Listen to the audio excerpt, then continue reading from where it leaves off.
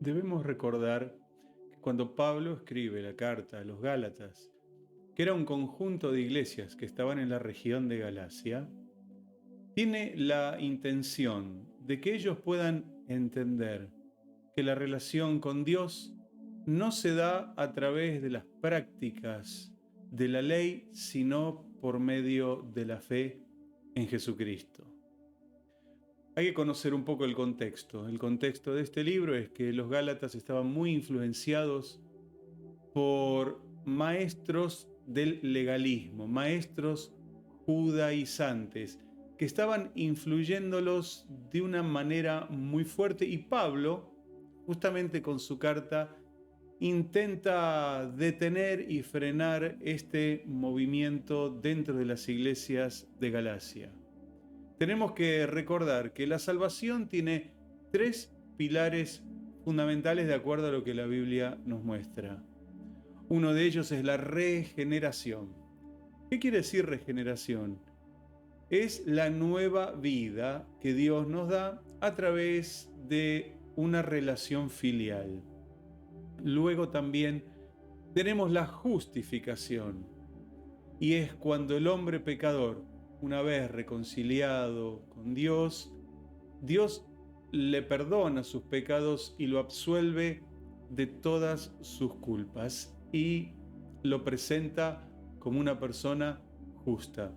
Y luego viene la santificación, que tiene que ver ya con un proceso que tiene que darse continuamente en la vida del hombre, donde va limpiándose y purificándose del pecado y de todas las conductas pecaminosas que vamos aprendiendo. Entonces, en la santificación, el hombre cambia de estado ante Dios, deja de ser pecador para transformarse en santo. No hay una sin la otra. No puede haber justificación sin regeneración, ni regeneración sin santificación, ni santificación sin justificación. Es que las tres componen la salvación que llega al corazón humano.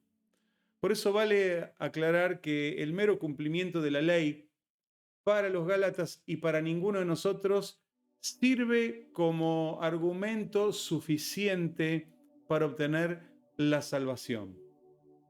Otra cosa sería, bueno, si ese cumplimiento es reflejo de la fe que está en el corazón, sería algo totalmente diferente. Pero los maestros judaizantes no procuraban la fe, sino simplemente las obras externas de los Gálatas, y eso era lo que Pablo quería ayudar, que ellos debían de rechazar en sus vidas y comprender, nuevamente lo digo, que es solamente por medio de una fe justificadora, en que el hombre puede entrar en una nueva relación con Dios. Así que Pablo les escribe acerca de esos secretos de la fe que los introducen en esta fe justificadora, y me gustaría compartirlos con ustedes en este día. El primero de ellos lo vamos a encontrar en el capítulo 2 y versículo 16. Recuérdense que estamos en el capítulo 2 en esta semana hablando acerca de este tema. Dice el versículo 16: sabiendo que el hombre no es justificado por las obras de la ley, sino por la fe de Jesucristo. Nosotros también hemos creído en Jesucristo para ser justificados por la fe de Cristo y no por las obras de la ley, por cuanto por las obras de la ley nadie será justificado. Este es el primer aspecto para considerar dentro del cristianismo. Número uno, creer en Jesús. No se puede entrar en una nueva relación con Dios si no creemos en Jesucristo. Si no tenemos una comprensión acabada de que somos seres espirituales, que vivimos en un mundo, aunque es material, un mundo que está inmerso en un mundo espiritual, y que hay principios y verdades sumamente importantes que todos debiéramos conocer. En el mundo antiguo, aquel mundo pasado de imperios que ya no existen, aquellos hombres tal vez estaban mucho más informados que el hombre del siglo XXI y creían perfectamente en la existencia del mundo espiritual y de la vida de ultratumba. Podríamos nombrar, por nombrar algunos, a los egipcios, un pueblo que, bueno, todavía ha dejado sus marcas en la historia y fundamentalmente lo que hoy nos llega hasta nosotros es la profunda creencia en un mundo espiritual. Los asirios, los babilonios, los medopersas, los chinos, por hablar de uno de los pueblos que no está nombrado en la Biblia, los griegos, los etruscos, los romanos, los celtas. Todos estos estaban mucho más informados que el hombre del siglo XXI, donde muchos no creen en absolutamente nada. En realidad, sí, todos tenemos algún tipo de creencia y la gente hoy prefiere creer cualquier cosa menos en Jesucristo. Algunos prefieren creer en la reencarnación, con lo cual pienso yo que hay que tener una fe mucho más grande que para creer en lo que dice la Biblia, para creer que existe la reencarnación. Otros creen en la tierra plana, aunque está comprobado, tenemos fotos desde el mundo exterior, desde los ambientes que rodean nuestro planeta, nos muestran que es una tierra esférica, ovalada, tal vez con algunas compresiones en los polos, pero finalmente podríamos considerar que es esférica. Sin embargo, hay personas que prefieren creer que la Tierra es plana como se creía hace 500 años atrás, cuando zarpaban los barcos de Europa en busca de las Indias y llegaban a nuestras tierras americanas. Otros también prefieren creer en civilizaciones extraterrestres. Estamos llenos de estos programas que nos hablan de la influencia de las civilizaciones extraterrestres a través de supuestas marcas que han dejado en nuestra historia. Otros creen en duendes, otros creen en hadas, otros prefieren creer en sirenas, otros prefieren creer en invasiones zombies y otros prefieren creer en vampiros. Pero cuando se les presenta la verdad de Jesucristo, no, eso no lo pueden creer. Pueden creer cualquiera de estas cosas y un montón de otras más que yo no he nombrado, que no tienen explicación científica, no tienen base religiosa, no tienen absolutamente nada, pero bueno, son las creencias que la gente permite que entren a su corazón. Claro, tal vez porque estas creencias no tienen demandas. Creer en alguna de estas cosas no tiene ninguna demanda ni espiritual, ni moral, ni conductual en la vida del hombre. Tal vez por eso se hace mucho más fácil creer en cualquiera de estas versiones que acabamos de nombrar que poner la fe en Jesucristo. Pero para ser un cristiano, uno necesita creer que Jesús es Dios, que se encarnó, que vino a esta tierra, que murió por nuestros pecados, que resucitó al tercer día, que hoy está sentado a la diestra del Padre y que ha encomendado a su iglesia en la tierra para que siga sembrando el evangelio del reino que Jesús trajo a este mundo. Tal vez todas estas creencias que nombramos antes, como dijimos, no representan tener que rendir cuentas, ni tener ningún tipo de condición moral, pero cuando uno cree en Jesús, sí hay que rendir cuentas y sí hay condiciones a las cuales uno necesita ajustarse para mantener sana esa relación con Dios. Jesús enseñó en el Evangelio de Juan, capítulo 15, versículo 14, está escrito de esta manera: vosotros sois mis amigos si hacéis lo que yo os mando. Amistad con Dios es obediencia a Dios. Desobediencia a Dios es una rotura de la amistad o de la relación o de la filiación que los hombres podemos llegar a tener con Dios. Por eso ahora Pablo continúa escribiéndole a los Gálatas y pone en el versículo 19 algo interesante que usted necesita saber. ¿Por qué no lo lee junto a mí? Dice de la siguiente manera Gálatas 2:19: porque yo por la ley soy muerto para la ley a fin de vivir para Dios. Olvídense de la ley, les dice. comiencen a vivir para Dios. Y este creo que es el segundo gran secreto que Pablo les abre a los hermanos de Galacia para que puedan entender cómo tener una vida victoriosa, y es vivir para Dios. Pero bueno, acá es donde la mayoría de los creyentes adultos tienen problemas en la obediencia, problemas de rebeldía.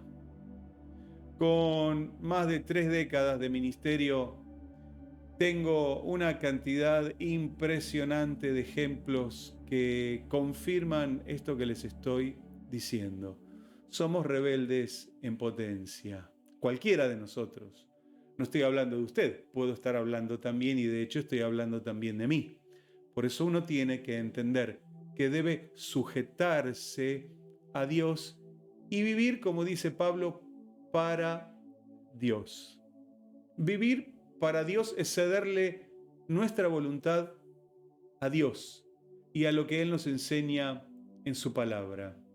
Un buen cristiano tiene que estar ajustado a la Biblia y vivir bajo los principios que ella enseña. Porque ¿dónde está el poder de la Biblia? ¿Está en el papel, en la tinta, en que tenga tapa de cuero, que le da tal vez una presentación un poco más sofisticada?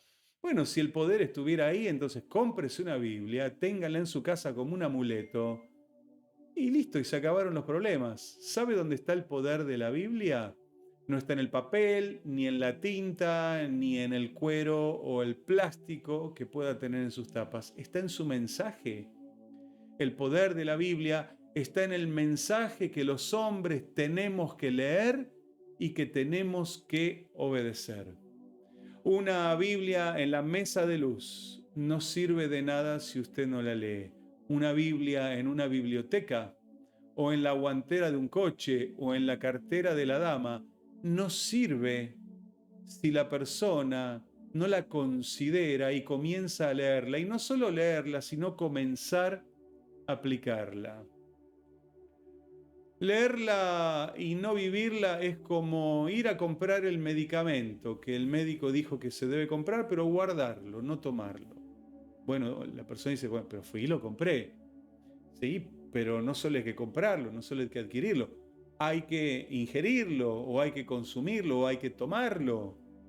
Si no, no va a haber ningún tipo de efecto. Bueno, eso sería como tal vez tener la Biblia y no leerla, o leerla y no cumplirla.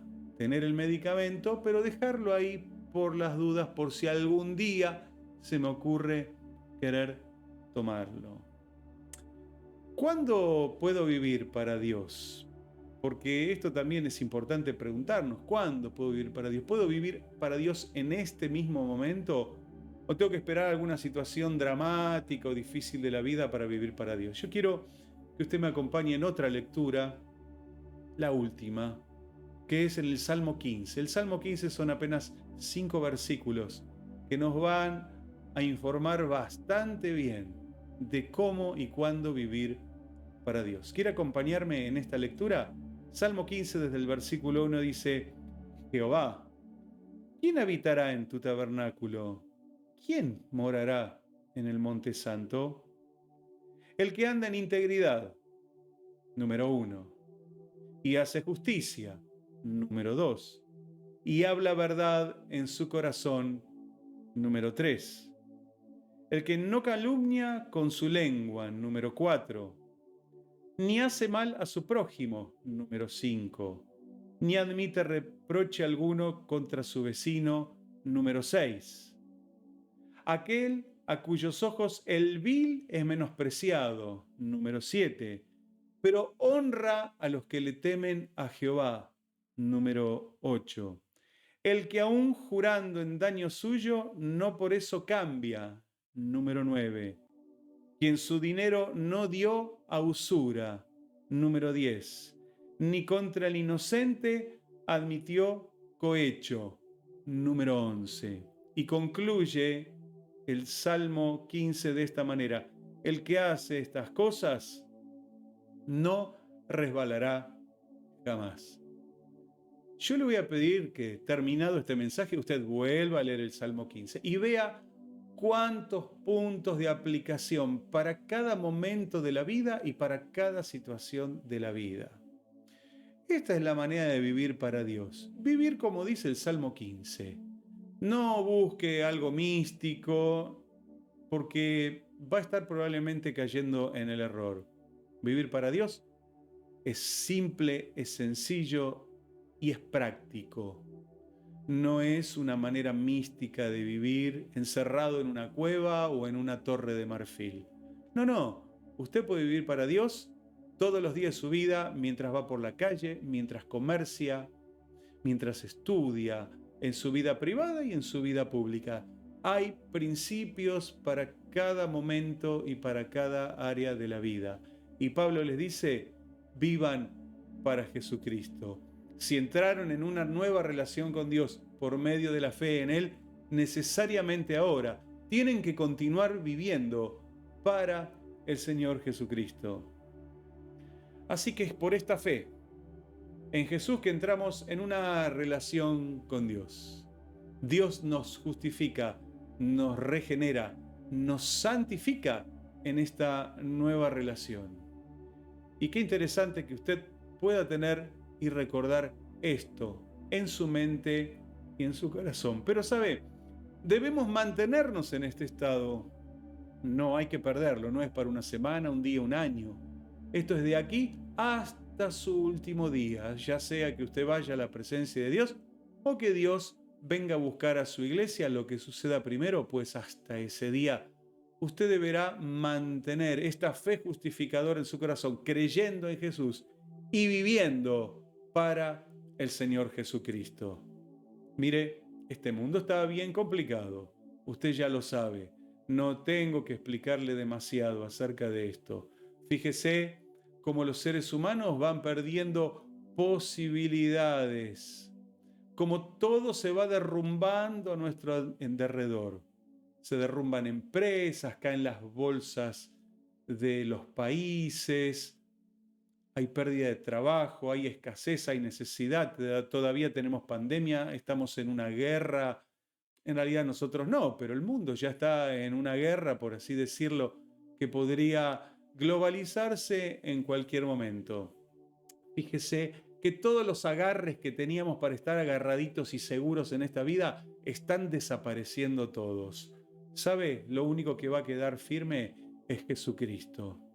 Él será el último y el único sostén que los hombres vamos a poder tener. Mejor que los hombres entonces empecemos a creer en Jesús, a poner nuestra fe en Él y a vivir como Dios nos manda, por medio de su palabra.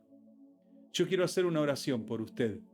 Quiero sumar mi fe a su fe y a su oración para que Dios lo bendiga en este tiempo. Cierre sus ojos, oramos juntos.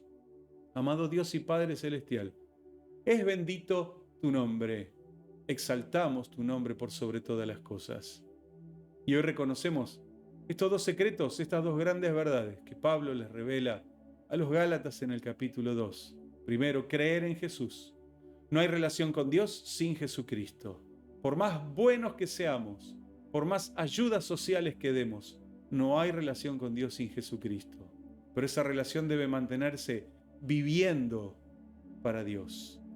Viva para Dios por medio de su palabra. Señor, yo te pido que bendigas a mis hermanas, mis hermanos, que puedan vivir para ti en estos tiempos complicados, que su fe nunca se pierda y que puedan, Señor, siempre ser victoriosos en tu nombre.